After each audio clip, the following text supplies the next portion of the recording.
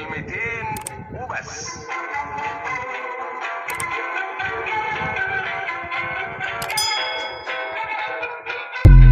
سيد افندي لاحظ ان الكلمة الحلوة قربت تختفي من المجتمع ومن حياة الناس. قال لعبده افندي الحكاية دي. عبده قال له: قصدك ايه بالكلمة الحلوة يا سيد؟ سيد قال له: قصدي كلمة الحب، كلمة التشجيع، كلمة الصدق، كلمة التسامح. دلوقتي الواحد يدور على اي كلمة من دول ما يلاقيش. الدنيا جرالها ايه يا عبده؟ عبده قال له: انا مش فاهم لحد دلوقتي انت قصدك ايه بالظبط. انا بتكلم كلام عام يا عبده، مش بشتكي بشكل شخصي. هدي لك مثال علشان تفهم انا عايز اقول ايه. بسأل ديك النهار واحد تاجر صاحبي، بقول له: فلان الفلاني التاجر ده غني ولا نص نص؟ قال لي: غني جدا، عقبال امالتك. قلت له: فلوسه دي جابها منين؟ خلي بالك انا بسأله سؤال بريء. كان قصدي الفلوس اللي عملها من خلال تجارة ايه؟ الراجل اللي بسأله قال لي: ايه تفتكر؟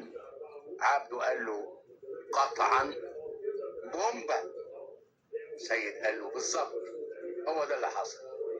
قال لي: بيقولوا انه بيشتغل في المخدرات في الاول لحد ما عمل فلوس جامدة وبعد كده اشتغل بالتجارة، علما باني عارف ان البومبا اللي اداها له مش صحيح. يعني الراجل ما اشتغلش في المخدرات ولا حاجة، بالعكس كان تاجر امين ونشيط، وبسبب نشاطه وامانته عمل فلوس.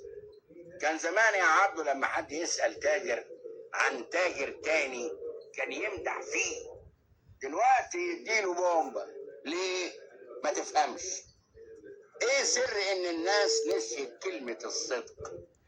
مش بس كده، دلوقتي مين اللي بيقول الكلمة الحلوة؟ نادر اللي بيقولها، نادر انك تسمعها. تسأل واحد عن واحد يقول لك ده بيغش، او ده حرامي، او ده نصاب. المفروض ان الكلمة الحلوة لها تأثير اكبر من تأثير اي قوة. عارف الكلمة الحلوة زي ايه؟ زي نقطة المية. لو رحنا لصخرة ضخمة وضربناها بالمدافع الرشاشة، الطلقة هتخدش الصخرة لكن مش هتقدر تخرمها. لو نزلنا نقطة مية على الصخرة دي بشكل متصل لمدة كام يوم او كام شهر، عارف ايه اللي يحصل؟ الصخرة هتتخرم. يبقى المية اقوى ولا الرصاصة؟ المية اقوى، والكلمة الحلوة اقوى.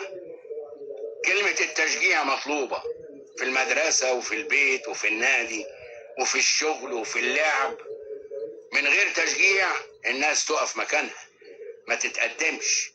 حتى اكبر مغني او اكبر فنان ان ما لقاش تشجيع ما يقولش، ما يشتغلش بنفس، ما يشتغلش بهمة. الكلمة الحلوة ممكن تمسح متاعب الانسان.